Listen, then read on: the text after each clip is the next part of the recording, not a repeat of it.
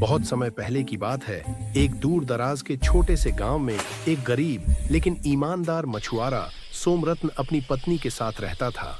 लेकिन इस कहानी की असली रोशनी उस गांव की सुंदर और रहस्यमयी राजकुमारी से शुरू होती है। नवजात होने के समय ही उसे अपने असली माता पिता ने छोड़ दिया था।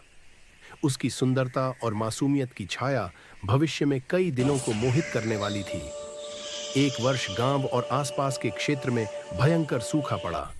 तालाबों में पानी घट गया, नदियां सूखने लगीं और मछली पकड़ना कठिन हो गया।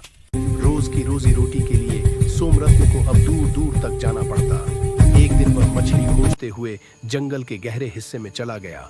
तभी उसे किसी पेड़ के पास नवजात शिशु की कराह सुनाई दी। हृदय में चिंता और आश्चर्य से उसका कदम उस आवाज की ओर बढ़ा। पेड़ के नीचे उसे एक नन्ही बच्ची मिली, छोटे हाथ, छोटे पैर और मासूम आंखें जो उसे देखकर रो रही थीं। तभी एक अजीब सी आवाज गूंजने लगी, यह बच्ची तुम्हारी है, इसे अपने घर ले जाओ। सोमरत्न ने ऊपर देखा और देखा कि पेड़ की शाखा पर एक तोता बैठा है। मछुआरे ने आश्चर्यचकित होकर कहा, किसकी बच्ची?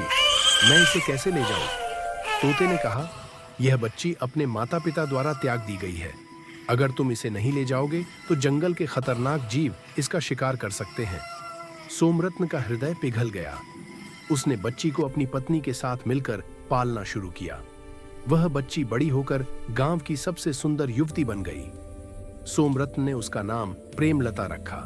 प्रेमलता अपने घर के सभी कामों में मां की मदद करने लगी और उसकी मासूमियत और सुंदरता दूर दूर तक मशहूर हो गई। एक दिन प्रेमलता नदी में पानी भरने गई। अचानक उसका पैर फिसला और वह नदी में गिर गई। उसकी मदद करने के लिए चंद्रदीप, एक नौजवान मछुआरा, तुरंत कूद पड़ा। उसने प्रेमलता को अपने गोद में उठाया और बाहर लाया। उस भीगे हुए रूप में प्रेमलता को देखकर चंद्रदीप का दिल धड़क उठा और प्रेमलता भी उस साहसी नौजवान पर मोहित हो गई। धीरे धीरे उनके बीच प्रेम पनपने लगा।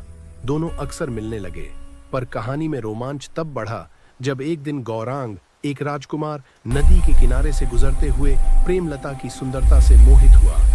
उसने तुरंत विवाह का प्रस्ताव रखा, लेकिन प्रेमलता ने स्पष्ट कर दिया कि वह किसी और से प्रेम करती है। उसी दिन दूसरी ओर से जयदेव, एक और राजकुमार, उभर आया और उसने भी विवाह का प्रस्ताव रखा।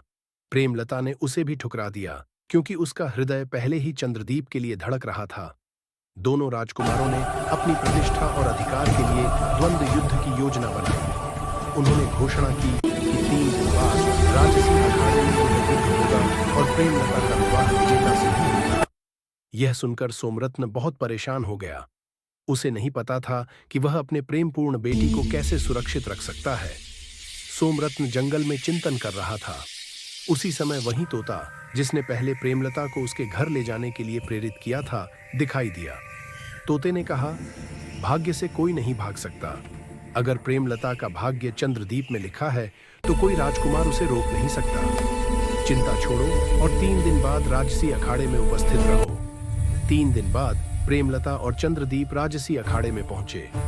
दोनों राजकुमारों के माता पिता भी वहां थे। मछुआरे ने पूरी कहानी सुनाई कि कैसे प्रेमलता नवजात ही जंगल में मिली थी। तभी सच सामने आया, प्रेमलता वास्तव में राजकुमारी थी। उसका जन्म राजकुमार गौरांग की माता और राजकुमार जयदेव के पिता के अंश से हुआ था। इसलिए दोनों राजकुमार अपनी बहन को पत्नी नहीं बना सकते थे। सच सुनते ही दोनों राजकुमार स्तब्ध रह गए।